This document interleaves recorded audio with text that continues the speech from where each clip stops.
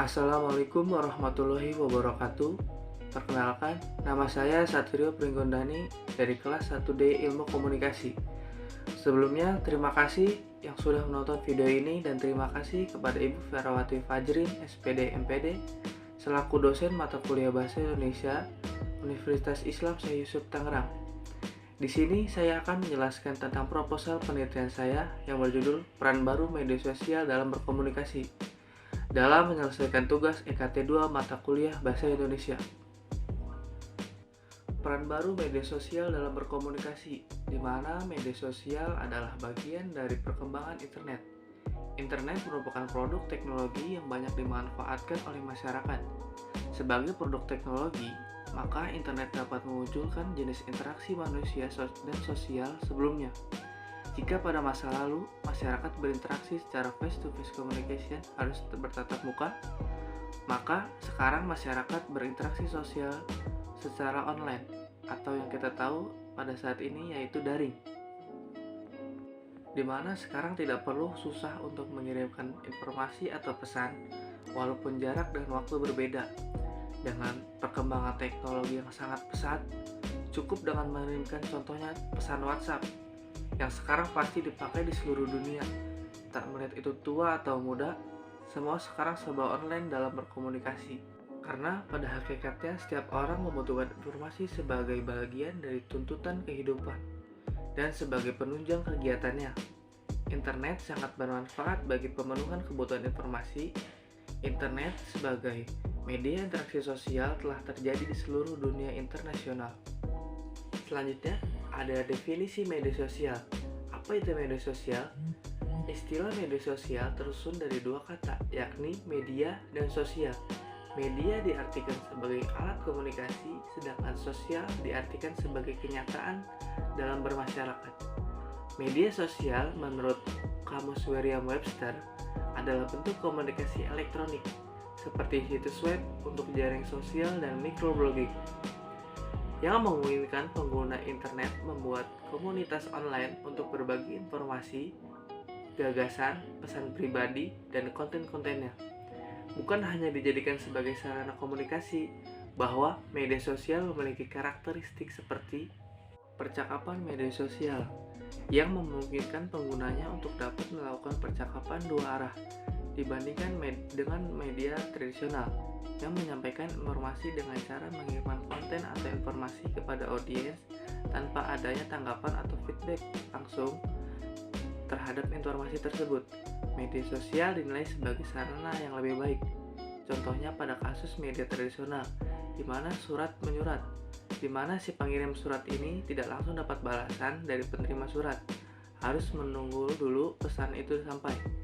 Dibandingkan dengan media komunikasi online yang langsung menyampaikan pesan atau bisa dilihat dan bisa dibaca oleh penerima surat dan bisa melakukan feedback atau balasan.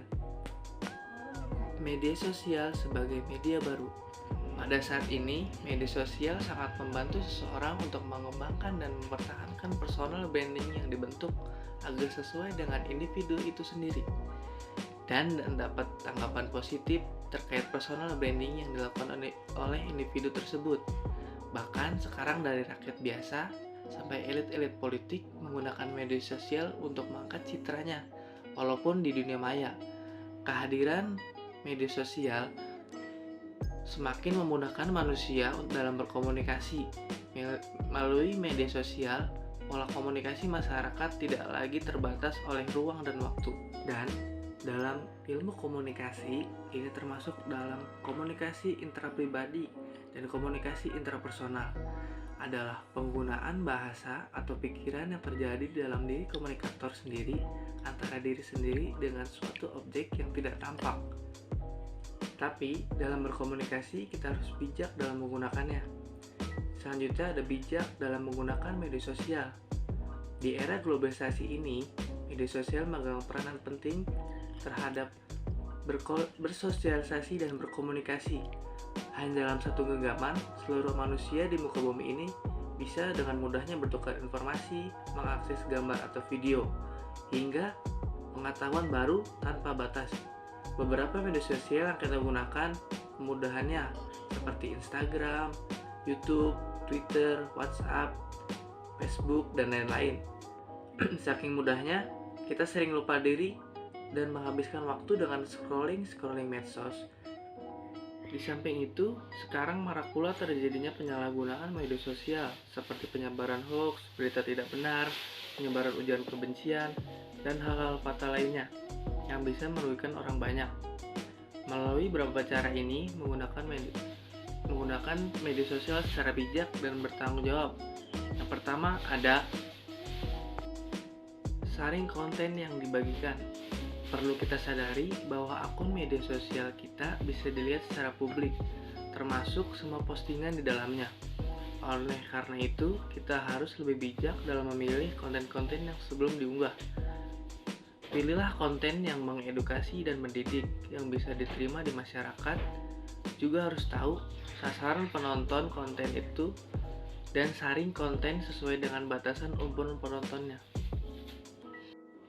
Yang kedua, tak perlu detail dalam menyampaikan informasi. Di era digital yang semakin canggih pula kejahatan cyber.